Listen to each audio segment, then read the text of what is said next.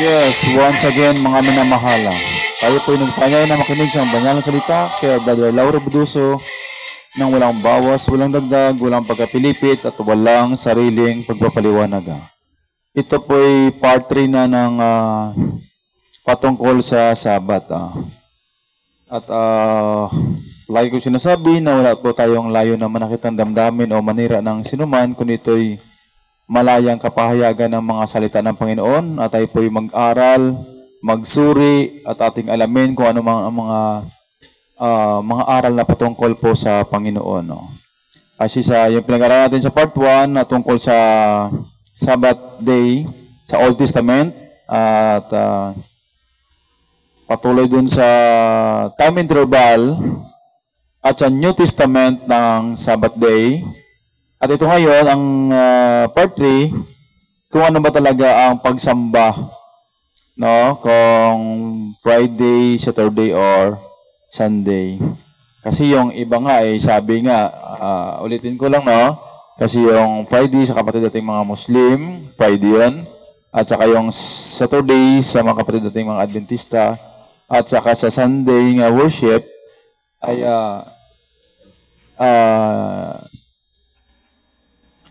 sa linggo, no, yan, no? At saka sabi nila, pag sa linggo daw, yun ay araw na mga araw ang sinasamba, no? Yung iba nga, yung pag nagkwinto, 3 daw na krus, no? Dito daw yung buyong, tapos si Kristo, at saka yung buyong, no? Kaya pag nagsamba ka sa Friday, sa buyong ka, pagsamba sa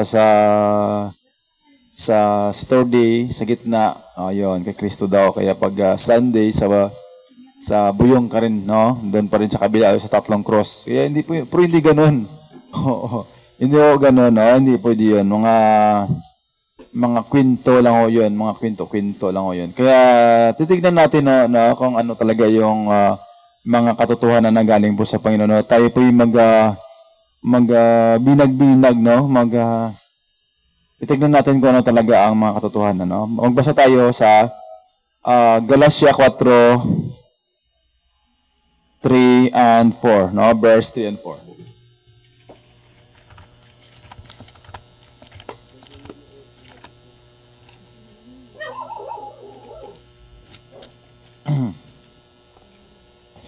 Kasi baka nagtaka kayo, si Jesus tuwing Sabat kaugalian niya, no? Ganon din si Apostol Pablo. Kaya tignan natin kung bakit kaugalian nila, no? Ang sabi rin dito sa Galatia 4:3-4, no? Gayon din naman tayo nang tayo'y mga bata pa, tayo'y nasasakop ng pagkaalipin sa ilalim ng mga pasimulang aral ng sanglibutan. Natapwat, nang dumating ang kapanahunan, ay sinugo ng Diyos ang kanyang anak, na ipinanganak ng isang babae, na ipinanganak sa ilalim ng kautusan. Ayan, medyo kurang sound natin, okay. Nandito na sinabi na ang Panginoong Hesus ay ipinanganak sa ilalim ng kautusan. Ayan. Pinapauna natin yung pagbasa, no? Sa Lucas 4,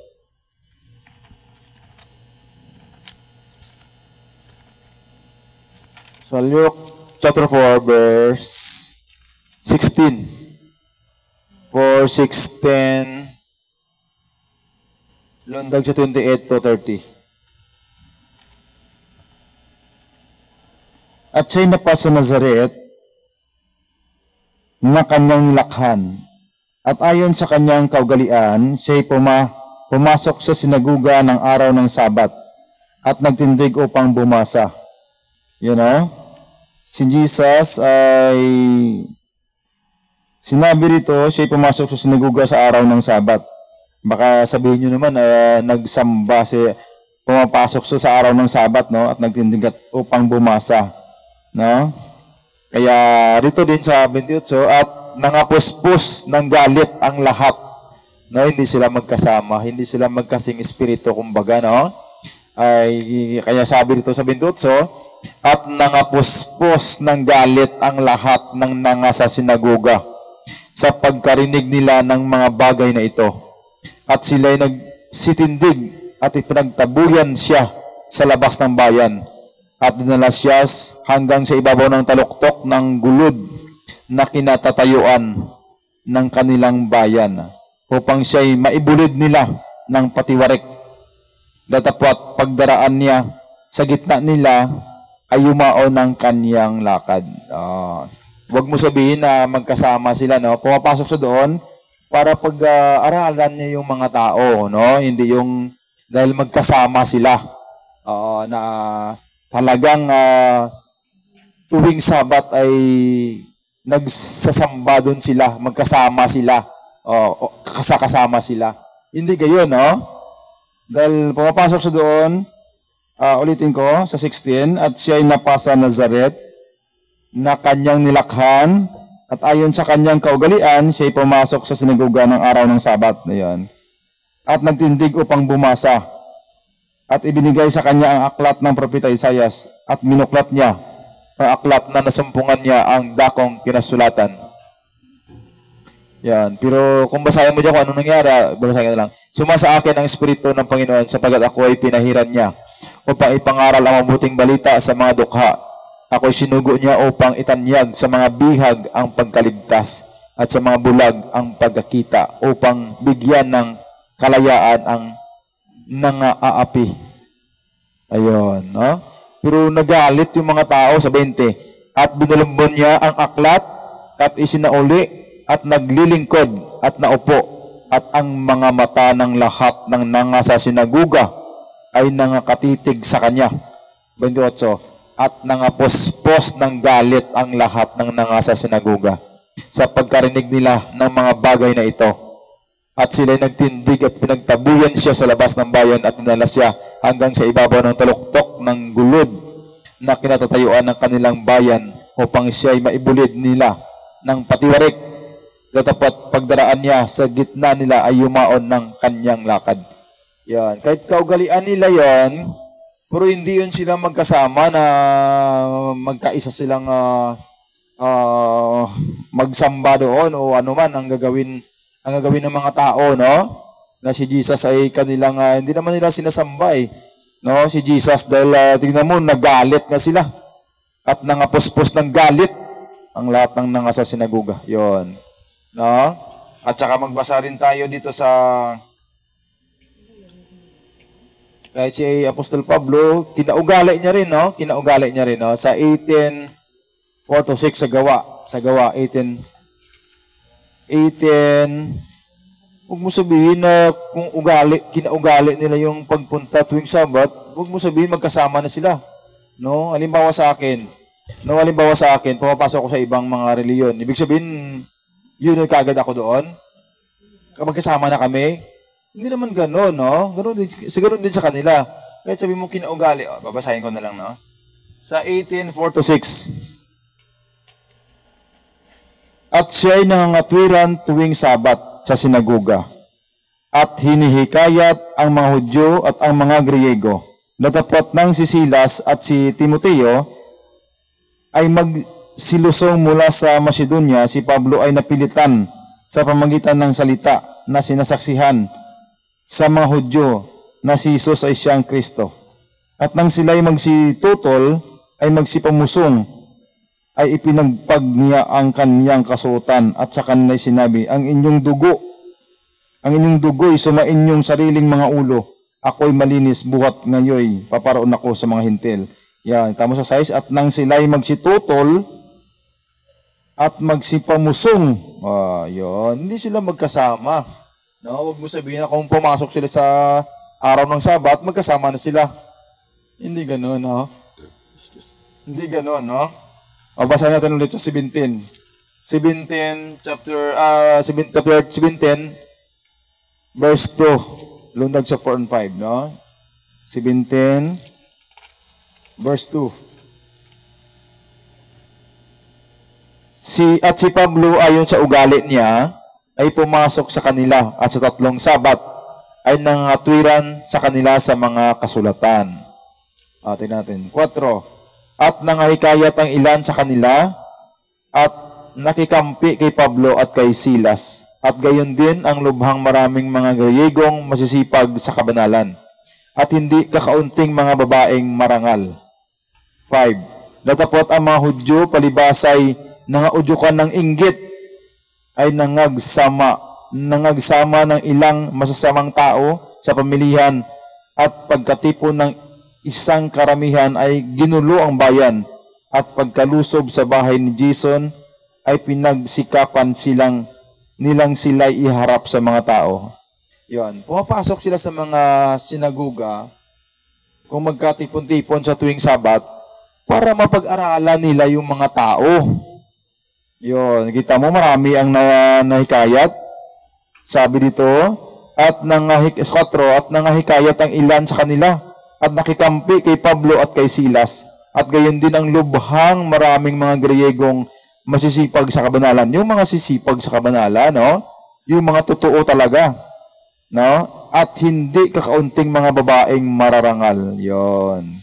Pero datapwat ang mga Hudyo palibasay nangaudyukan ng inggit. Ayan. Kaya nangangaral sila doon kasi marami. Kita mo, hindi yung ang pagsamba tuwing Sabat. Hindi pa naman gano'n, no? Hindi pa yun. Kaya magbasa pa rin tayo, no?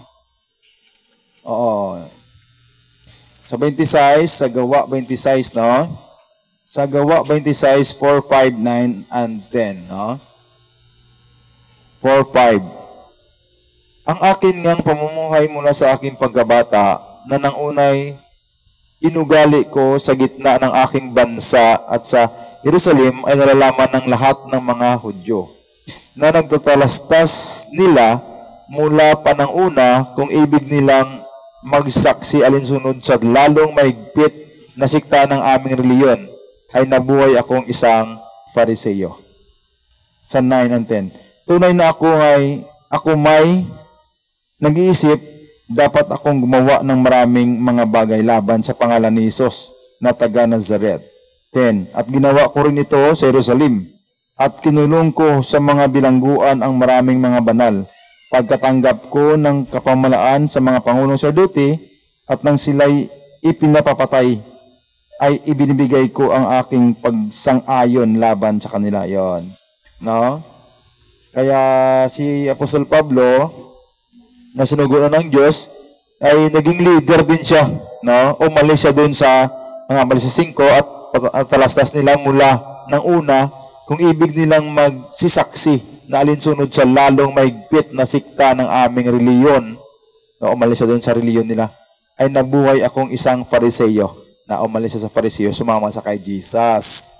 Yon, hindi kay pag kinaugali inapunta doon Sabat, Sabat silang samba. Hindi ganoon, wala pa naman ganoon eh. No, wala pa naman ganyan, no? Sa Galacia. Katulad sa akin, halimbawa, sama ako dun sa ibang mga reliyon, ibig sabihin, kasama na kami. Hindi ganoon, no? Walang ganyan. Mamaya pa, mamalaman natin mamaya kung ano ba talaga yung Friday, Saturday, or Sunday ang pag-worship. Mamaya ng konti, no? Ito na. Sa Galatia chapter 1, verse 13 to 16. Sapagat inyong nabalitaan ang aking pamumuhay ng nakaraang panahon sa reliyon ng mga Hudyo. Si Apostol Pablo to. Hudyo na naman. Kung paanong aking iniusig na malabis at nilipol ang iglesia ng Diyos. Yan, dati yun, no? Talagang siya ang inuhuli niya at pinagpapatay niya. At ako'y nangunguna. Yan, naging leader siya. Sa reliyon ng mga Hudyo, nang higit kaysa marami sa aking mga kasinggulang, sa aking mga kababayan. Palibas ay totoong masikap ako sa mga salit-saling.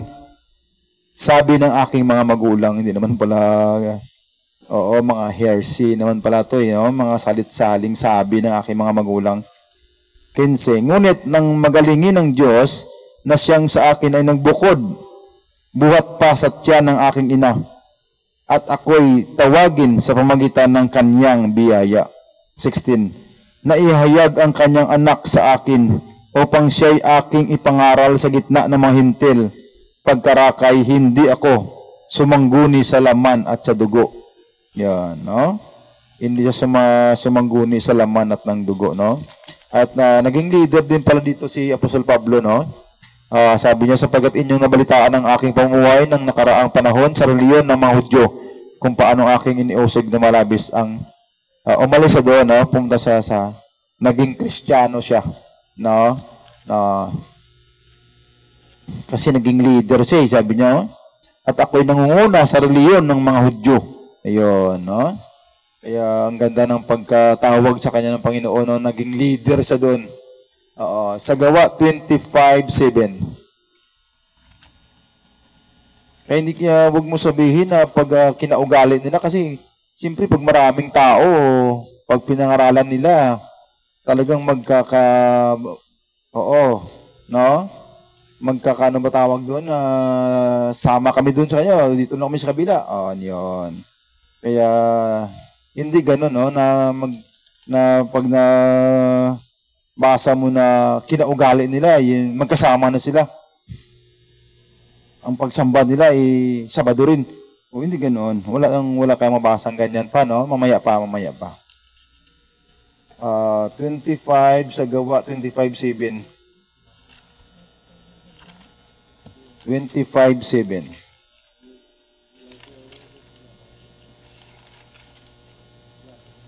At nang siya'y dumating, ay niligid siya ng mga Hudyo na nagsilusong na galing sa Jerusalem, na may dalang marami at mabibigat na sakdal laban sa kanya, na pawang hindi nila mapatunayan. Grabe, no?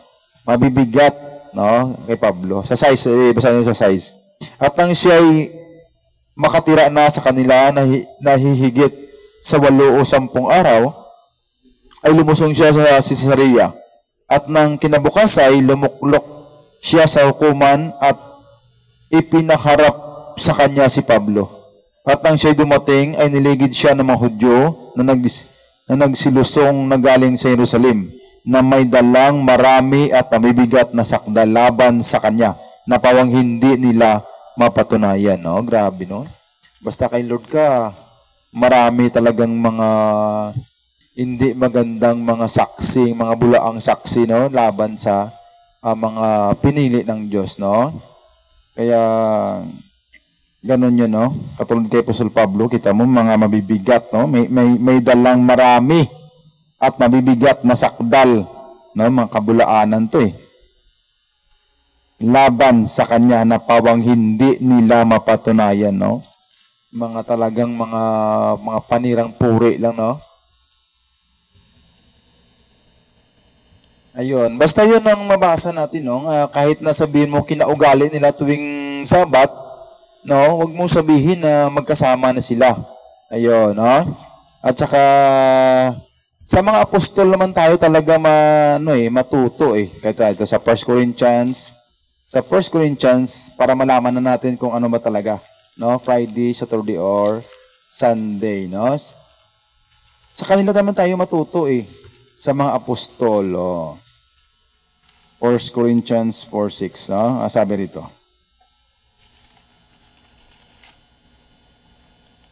Ang mga bagay yang ito, mga kapatid, ay naanyo ko sa halimbawa sa aking sarili at kay Apolos, no? Sila ang mga halimbawa, ang mga apostol. Dahil sa inyo, upang sa amin ay mga tuto kayo na huwag magsihigit sa mga bagay na nangasusulat, upang ang sinuman sa inyo ay huwag magpalalo ang isa laban sa iba. Yon. Ang sabi nito, gumawa sila ng halimbawa, no? Si Apostol Pablo at si Apolos, dahil sa atin. Anong layon?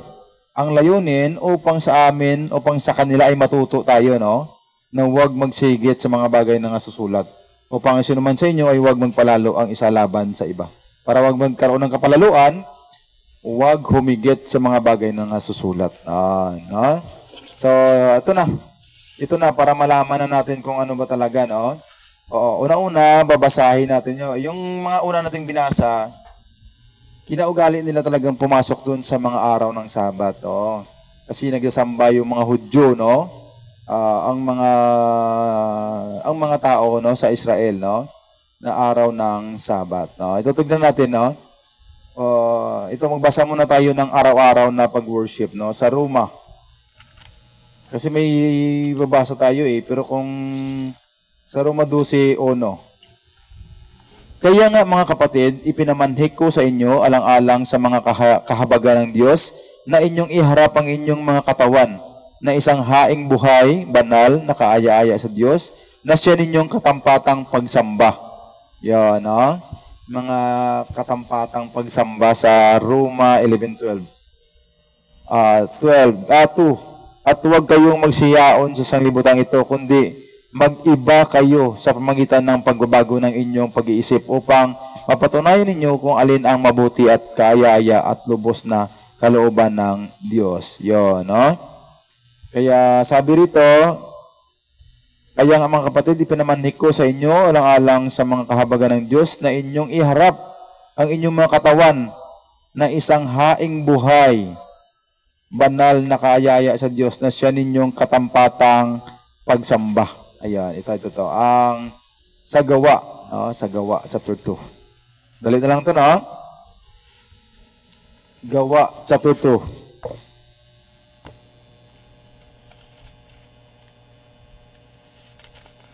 Okay, basa na tayo ng kung ano talagang araw, Bukod dito sa araw-araw.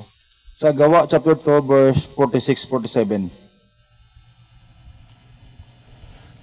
At araw-araw sila'y nagsipanatiling matibay sa pagkakaisa sa templo. Yun araw-araw, At sa pagputol-putol ng tinapay sa bahay-bahay, at nagsisikain sila ng kanilang pagkain na may galak at may katapatan ng puso, na nangagpupuri sa Diyos at nangagtatamo ng paglingap ng buong bayan, at ididaragdag sa kanila ng Panginoon araw-araw yaong nangaligtas. Yan, araw-araw silang nagsipanatiling matibay sa pagkakaisa sa templo at sa pagputol-putol ng tinapay sa bahay-bahay, at nagsikain sila ng kanilang pagkain na may galak at may katapatan ng puso, na nagpupuri sa Diyos at nagtatamo ng paglingap ng buong bayan, at naragdag sa kanila ng Panginoon araw-araw yaong nangaligtas.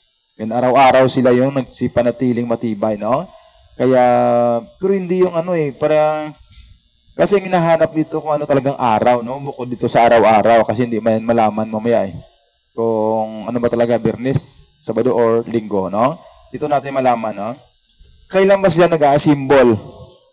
Nag-a-assemble sila ba? Sa John, John 20. John 20 verse 1. Nang unang araw nga ng sanglinggo, ito, unang araw ng sanglinggo, ano ba 'yon? 'Di ba unang araw ng sanglinggo, 'di ba? Sunday. At nang unang araw ng sanglinggo ay naparoong maaga sa libingan si Maria Magdalena, samantalang madilim pa ay nakita ang bato na naalis sa libingan. Ayun, sa 19. Nang kinahaponan nga ng araw na yaon, na unang araw ng sanglinggo, at nang nangapipinid ang mga pintong kinarunan ng mga alagad, dahil sa katakutan sa mga Hudyo, ay dumating si Jesus at tumayo sa gitna. At sa kanila ay sinabi, kapayapaan ang sumainyo. Yan, ang sabi dito, sa English natin basahin. Sa English natin basahin. Sa John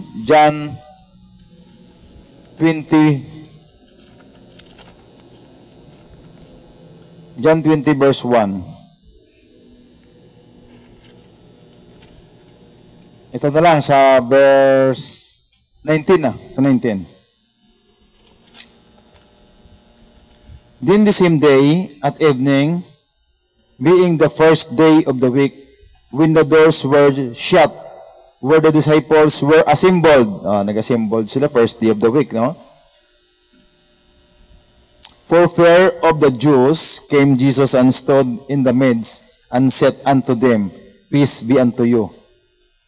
Ayun, And when he had so said, he shewed unto them his hands and his side.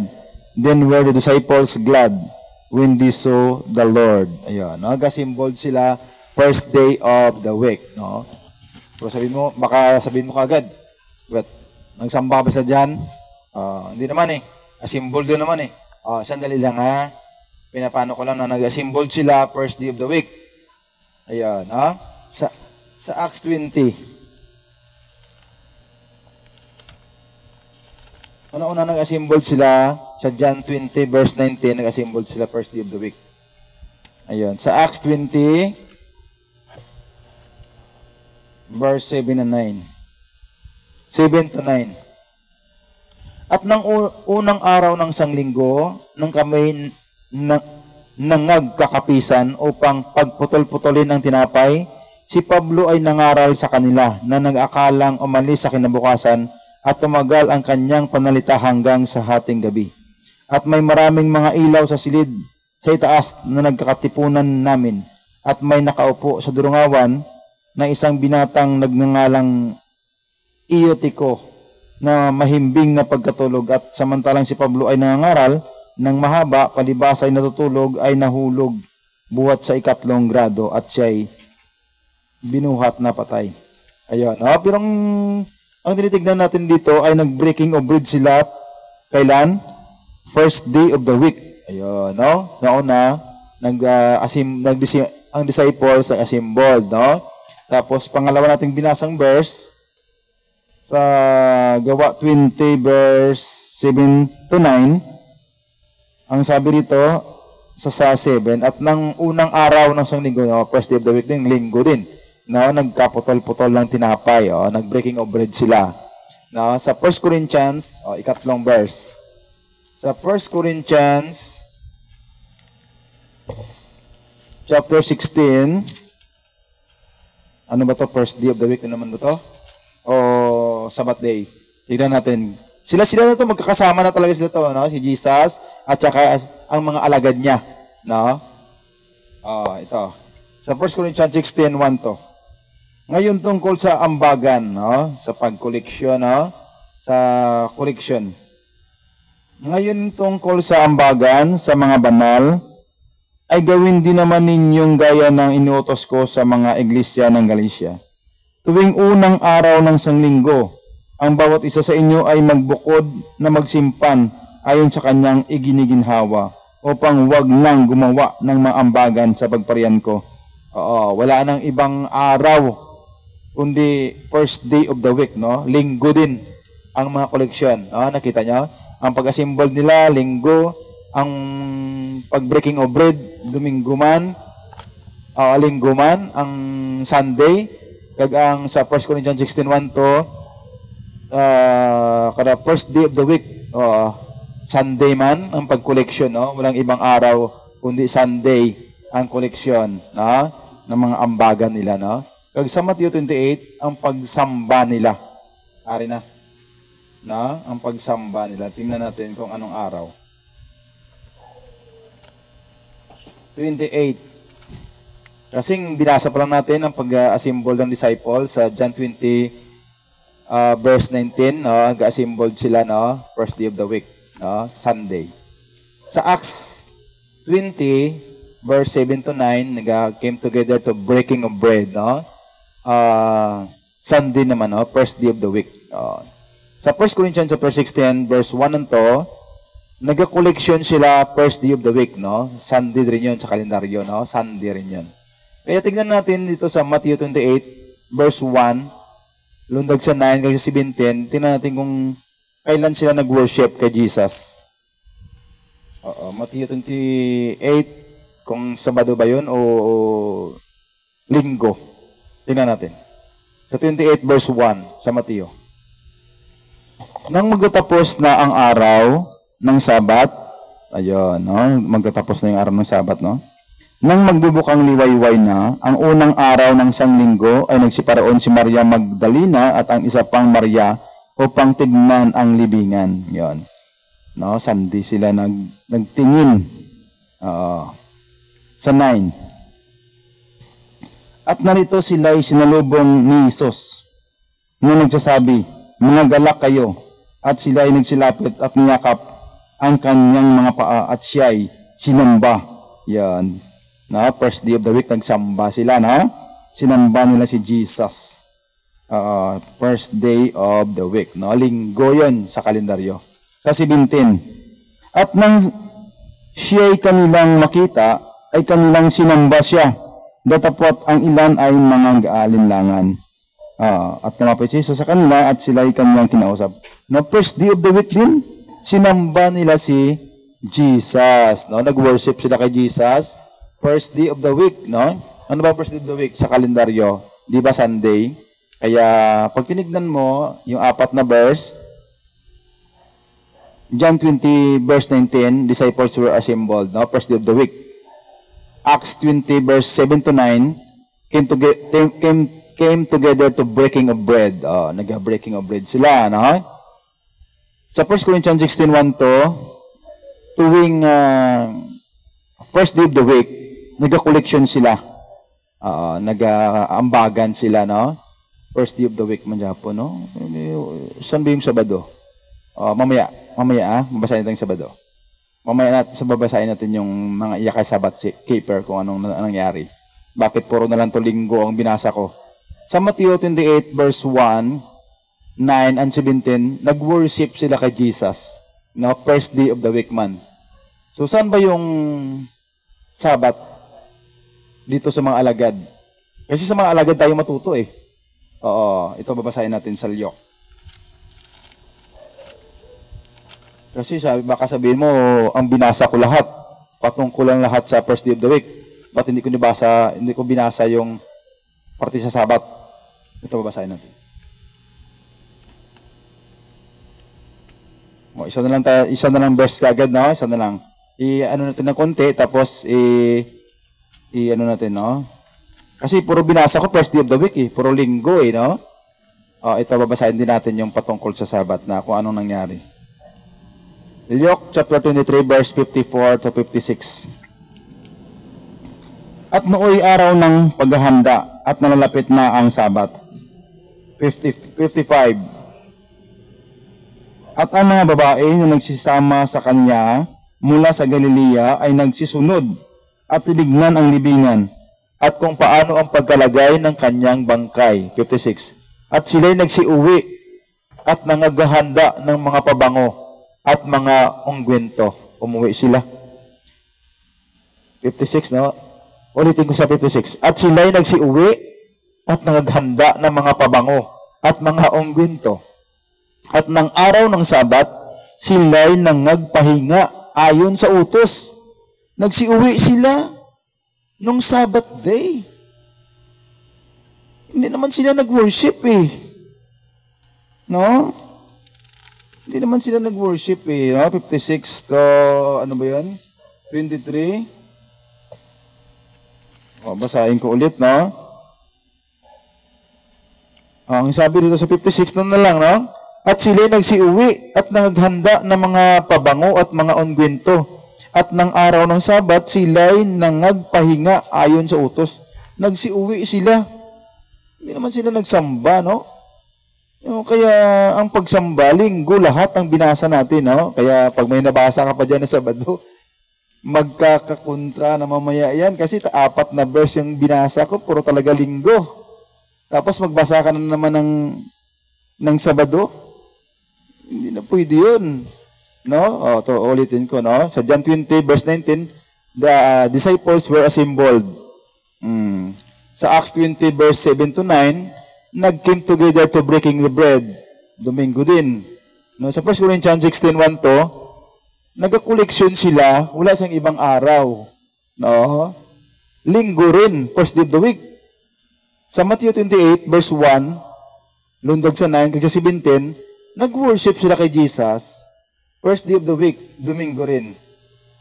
Itong binasa ko sa inyo, nasa Luke 23, verse 54 to 56, sila'y nagsiuwi at nagpahinga ayon sa utos nung Sabbath day. Hindi naman sila nagsamba nung Sabbath day. Ulitin ko pagbasa sa Luke 23, verse 56. At sila'y nagsiuwi at nangaghanda ng mga pabango at mga ungwento at ng araw ng Sabat, sila'y nangagpahinga ayon sa utos. Nagsiuwi sila at nagpahinga ayon sa utos. Ayun. No? 4 na verse, na puro linggo. First day of the week. Kayon, magbasa ka na tuwing Sabat, nagsamba ang mga alagad. magkakontra mamaya yan, no? Magkakontra yan, no? Wag mo ikat, ha, na ang bilis mo magkat, ha? No? Kaya hindi gano'n, no? Walang gano'n sa Biblia, no? Pag nabasa mo na first day of the week, na linggo talagang pag-disciples sa assembled, came together to break bread, no? Linggo rin. At tuwing araw ng first day of the week, nagka-collection sila. Pag nag-worship sila, linggo din, no? Kaya, nung Sabbath day, nagsiuwi sila at nagpahinga ayon sa utos. Kaya kinabukasan, pag linggo, nag-worship na sila kay Jesus. Yun, klaro yan. Kasi sa Roma 10:4-5, basahin natin uli, isa na lang. Sa Roma 10:4-5, ito, isa na lang to. Puro linggo, lahat ang binasa natin, no? Kaya hindi mo na pwedeng basahan ako ng Sabado pa na sila nag-worship, no? Hindi na pwede yun. No? Sa 10:4-5, ito basahin. Sapagkat si Kristo ang kinauwian ng kautusan sa ikatutuwid ng bawat sumasampalataya. Sapagkat isinulat ni Moises ang tao na gumagawa ng katwirang ayon sa kautusan ay mabubuhay dahil dito. No? Si Christ end of the law, no? Basahin natin sa English, no?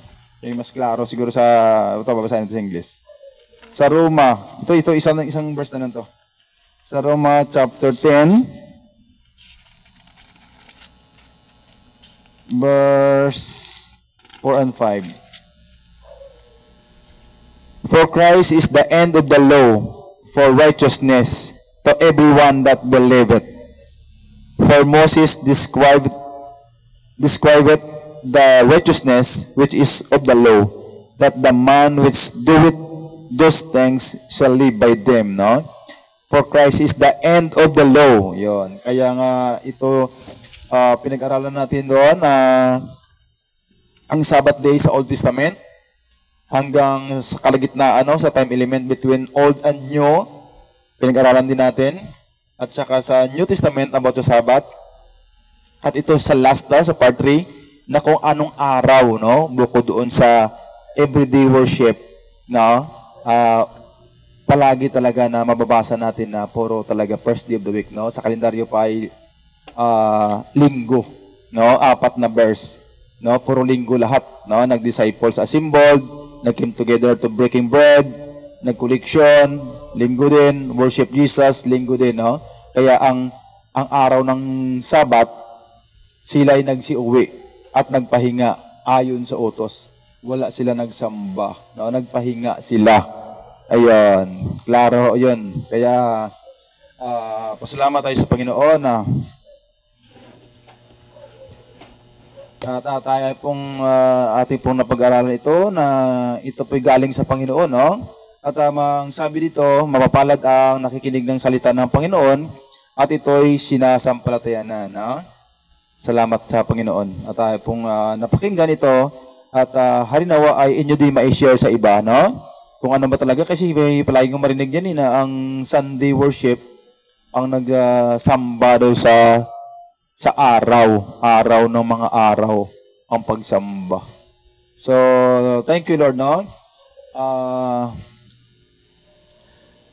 Praise the Lord, no?